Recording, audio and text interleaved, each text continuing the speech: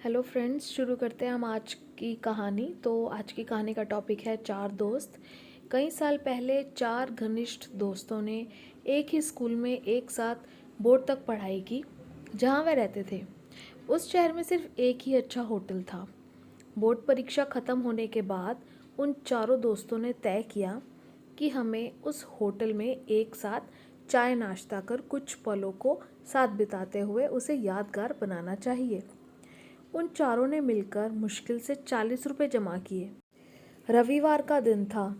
10:30 बजे वे चारों साइकिल से उस होटल में जा पहुंचे। दिनेश, संतोष, मनीष और प्रवीण चाय नाश्ता करते हुए एक दूसरे से बातें करने लगे।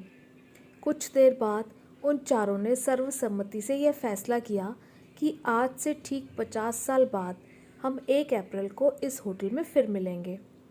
तब तक हम सबको बहुत मेहनत करनी चाहिए और यह देखना दिलचस्प होगा कि जीवन में किसकी कितनी प्रगति हुई। जो दोस्त उस दिन सबसे बाद में होटल आएगा उसे ही होटल का बिल चुकाना होगा। उनको चाय नाश्ता परोसने वाला वेटर कालू यह सब सुन रहा था। उसने कहा कि अब मैं यहाँ रहा तो मैं भी इस होटल में आप सबका इंतज़ार करूँगा। आगे की शिक्षा के लिए चारों अलग अलग हो गए। दिनेश के पिता के ट्रांसफ़र होने पर वह शहर छोड़ चुका था। संतोष आगे की पढ़ाई के लिए अपने चाचा के पास चला गया। मनीष और प्रवीण को शहर के अलग अलग कॉलेजों में दाखला मिला।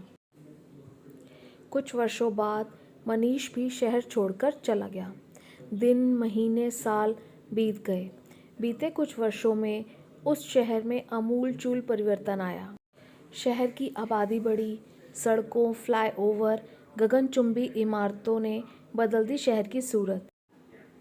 अब वह होटल 5 स्टार होटल बन गया था।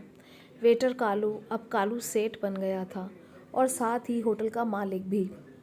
50 साल बाद निर्धारित तिथि 1 अप्रैल को दोपहर में एक लग्जरी कार होटल के गेट पर आई।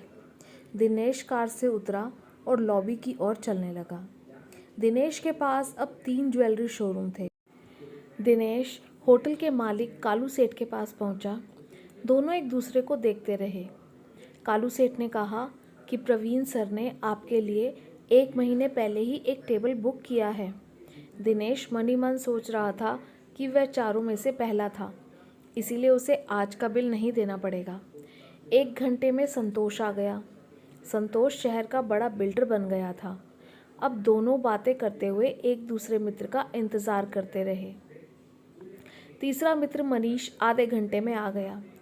उससे बात करने पर दोनों को पता चला कि मनीष बड़ा बिजनेसमैन बन गया है। तीनों मित्रों की आंखें बार बार दरवाजे पर जा रही थीं। प्रवीण कब आएगा? इतनी देर में कालू सेठ ने कहा कि प्रवीण सर की ओर से एक संदेश आया है। तुम सब चाय का नाश्ता शुरू करो, मैं आ रहा हूँ। तीनों 50 साल बाद एक दूसरे से मिलकर खुश थे। घंटों तक हंसी मजाक चलता रहा, लेकिन प्रवीण नहीं आया। कालू सेठ ने कहा कि फिर से प्रवीण सर का मैसेज आया है, आप तीनों अपना मनपसंद मेन्यू देखकर खाना शुरू करें। तीनों ने खाना खा लिया, तब भी प्रवीण नहीं दिखा। बिल मांगते ही तीनों को जवाब मिला कि ऑनलाइन बिल का भुगतान हो चुका है।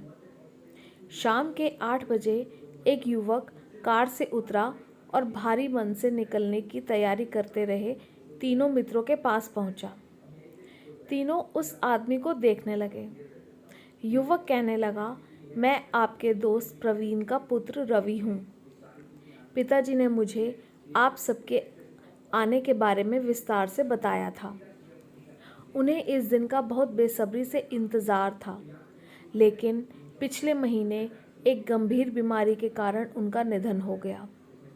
उन्होंने मुझे आप लोगों से आज के दिन कुछ देर से मिलने के लिए कहा था, ताकि आप लोगों को ये तुरंत मालूम ना पड़ जाए कि उनका निधन हो चुका है। उनका मानना था कि ये जानकर आप सबको बहुत दुख होगा और तब उनके दोस्त नहीं हंसेंगे और वे इतने अरसे के बाद एक दूसरे से मिलने की खुशी खो देंगे। इसीलिए उन्होंने मुझे देर से आने की सख्त हिदायत दी थी। उन्होंने मुझे उनकी ओर से आप सबके पैर छूकर गले लगाने के लिए भी कहा था। यह कहते हुए रवि ने अपने दोनों हाथ फैला दिए। आसपास के लोग उत्सुकता से इस दृश्य को देख रहे थे। उन्हें लगा कि उन्होंने इस युवक को कहीं देखा है।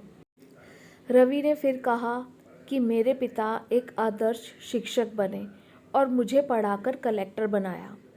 आज मैं इस शहर का कलेक्टर हूँ। सब चकित थे। कालू सेठ ने कहा कि अब 50 साल बाद नहीं, बल्कि हर 50 दिन में हम अपने होटल में बार बार मिलेंगे और हर बार मेरी तरफ से एक भव्य पार्टी होगी। सभी ने एक दूसरे को गले से लगा लिया। अपने सगे संबंधियों और दोस्तों से मिलते रहें। उनसे मिलने के लिए बरसों का इंतज़ार मत करें। जाने किसकी बिछड़ने की बारी कब आ जाए और पता भी नहीं चले। अपनों के हमेशा करीब रहें और उन्हें अपने साथ होने का भावनात्मक एहसास दें। क्या भरोसा है जिंदगानी का, आदमी बुलबुला है पानी का। राधे राधे दोस्तों, अगर मेरी कहानी आपको पसंद आए तो प्लीज़ लाइक, शेयर और सब्सक्राइब करते रहें। और आपका बहुत बहुत थैंक यू मेरी कहानी सुनने के लिए। Take care, bye bye.